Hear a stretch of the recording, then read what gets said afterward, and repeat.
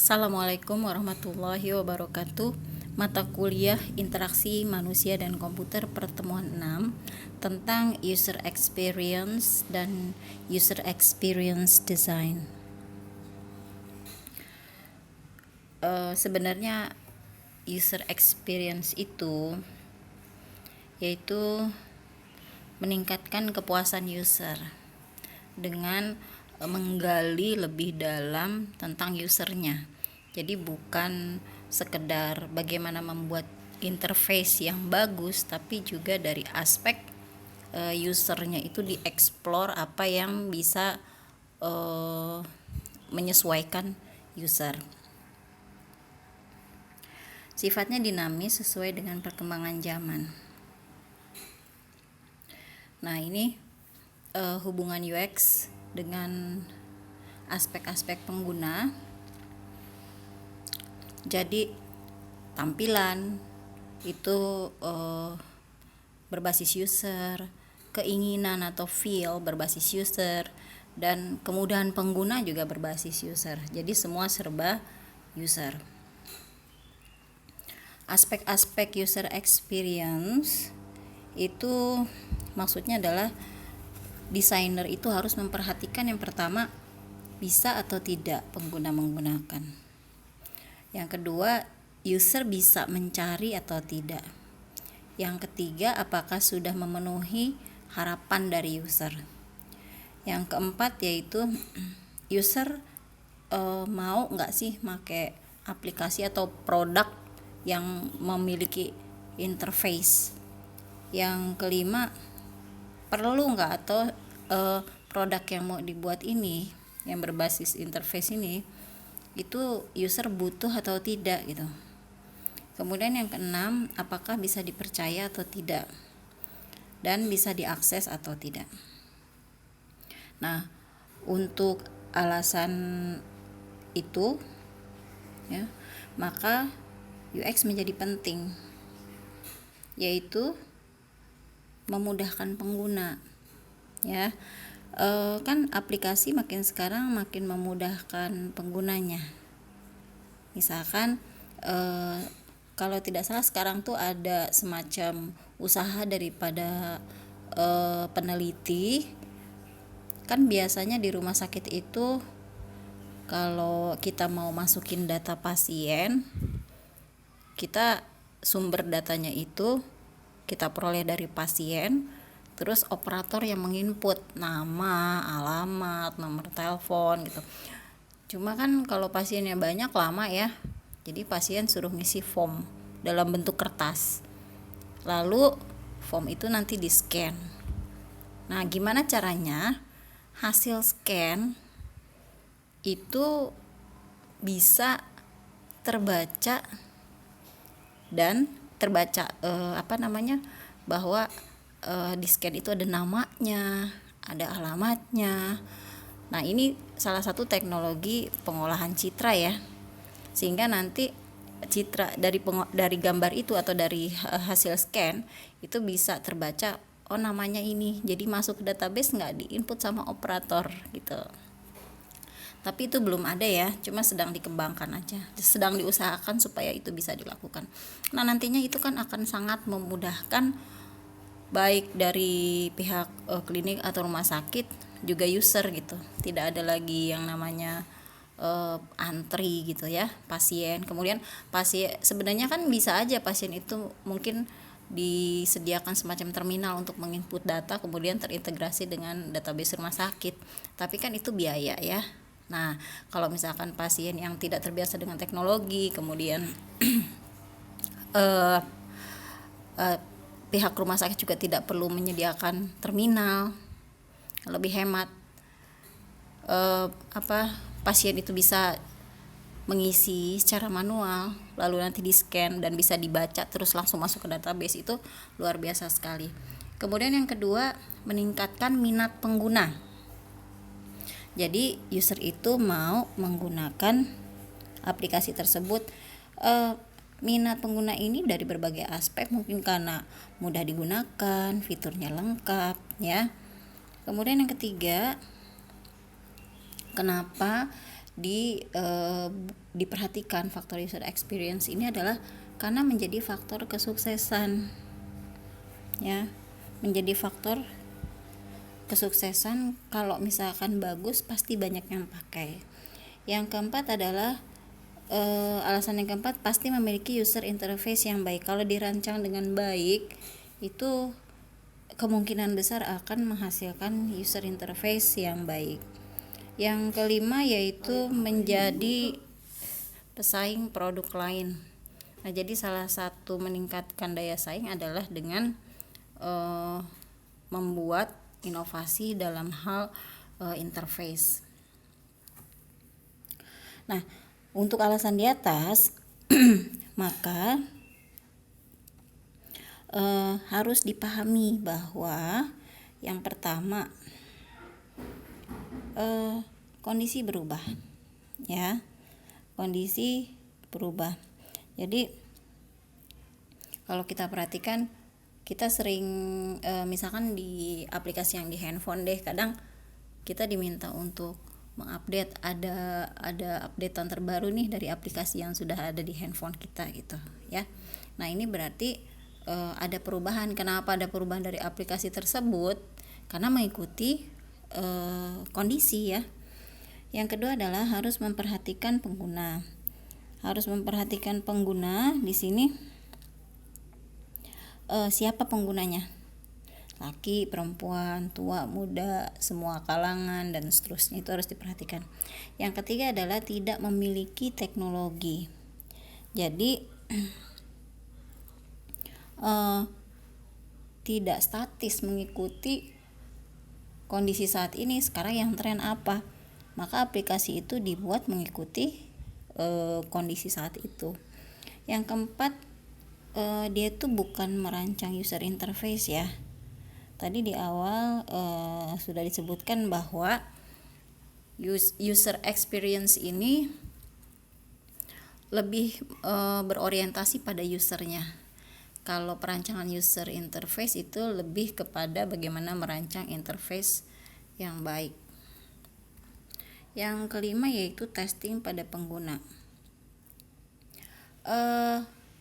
Pada sebuah seminar itu pernah disampaikan, salah satu pembicaranya itu kalau tidak salah dari Gojek. Di situ disebutkan bahwa Gojek melakukan semacam penelitian dengan membuat tampilan yang berbeda pada beberapa user. Jadi misalkan saya menggunakan Gojek, tampilannya dibuat beda dengan misalkan yang lain. Jadi untuk menguji apakah seperti misalkan di saya di menu tertentu diletakkan di bagian bawah dengan warna yang berbeda dengan pengguna yang lain gitu. Jadi diujikan kepada beberapa pengguna, nanti dia akan melihat bagaimana respon dari user, ya. Kemudian yang keenam, dia bukanlah usability. Jadi usability itu adalah salah satu aspek user experience, ya, berarti user experience itu lebih luas lagi. Kemudian kalau seperti ini berarti kan tidak bisa dikerjakan sendirian. Kenapa? Karena dia melibatkan banyak bidang lainnya, seperti misalkan riset, membuat prototype, testing dan seterusnya, ya. Oke, berikutnya adalah elemen pada user experience. Ada 5. Yang pertama adalah surface. Nah, surface atau permukaan di sini yaitu desainer merancang sedemikian rupa sehingga user itu mengerti apa yang harus dilakukan, ya. Seperti misalkan gini, user itu menggunakan satu aplikasi, di mana aplikasi itu kita harus register karena dia merasa memang belum pernah pakai aplikasi itu, dan dia merasa bahwa memang aplikasi semacam ini dia harus melakukan register. Biasanya dia akan mencari menu untuk pendaftaran, dan biasanya menu untuk pendaftaran kalau enggak namanya register, sign up gitu, ya. Beda ya sama login. Kalau login biasanya sign in atau login. Jadi lebih kepada tampilan yang membuat user itu mengerti apa yang harus dilakukan. Yang kedua adalah skeleton. Skeleton di sini terbagi menjadi 3 aspek ya. Yang pertama design interface. Design interface ini misalkan dari segi warna, kemudian letak menu. Yang kedua, skeleton itu desain tentang navigasi seperti struktur menu, kemudian desain informasi seperti misalkan font, frame image, dan seterusnya. Yang ketiga adalah struktur. Struktur di sini bertujuan dapat memahami dan penentuan struktur produk agar sesuai dengan keinginan user, sehingga untuk struktur ini kita perhatikan 2 hal. Yang pertama adalah interact design atau perancangan interaksi. Perancangan interaksi itu bagaimana aksi yang diberikan oleh user, kemudian bagaimana respon yang diberikan oleh interface. Yang kedua yaitu information architecture atau arsitektur informasi. Jadi bagaimana mengatur konten melalui menu ya. Jadi user nanti milih menu apa untuk melakukan apa. Kemudian yang keempat yaitu scope. Scope di sini yaitu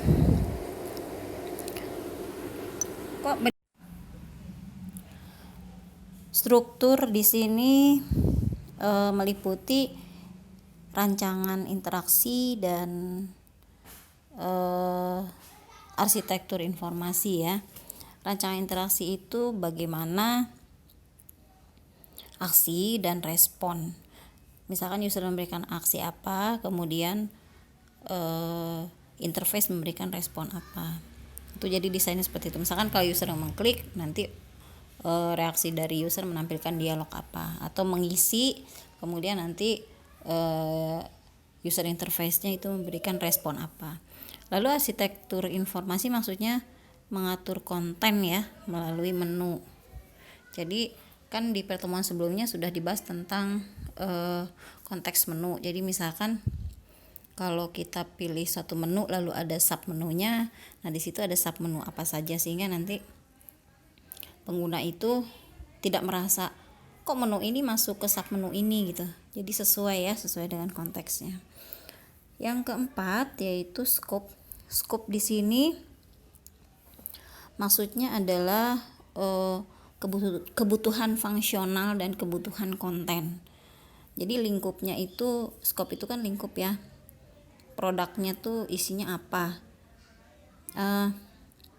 Maksudnya kebutuhan fungsional atau functional requirement adalah di situ ada fitur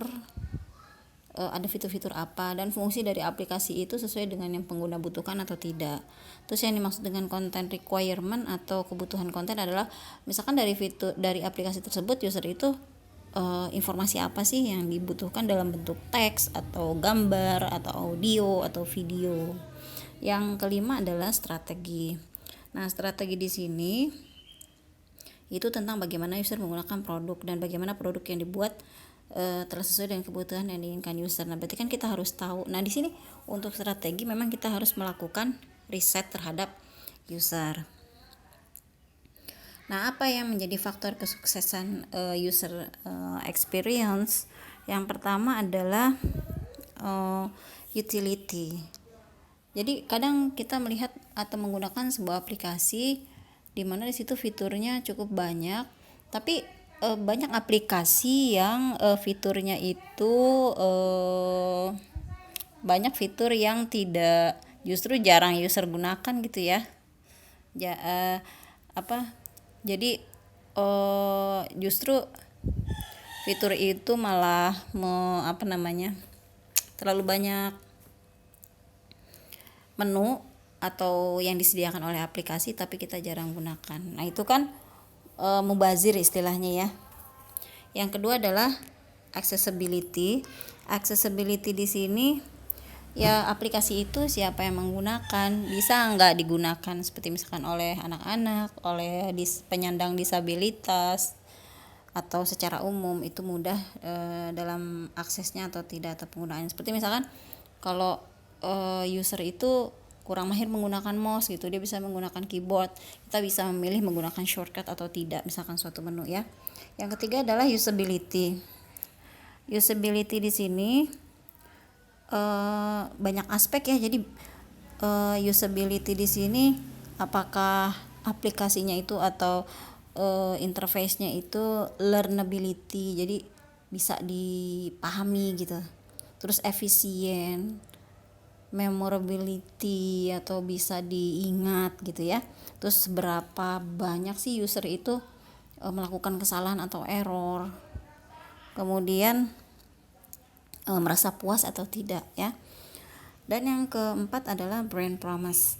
Brand promise ini jadi apa sih yang dijanjikan oleh pembuat produk tersebut, aplikasi tersebut bagi user.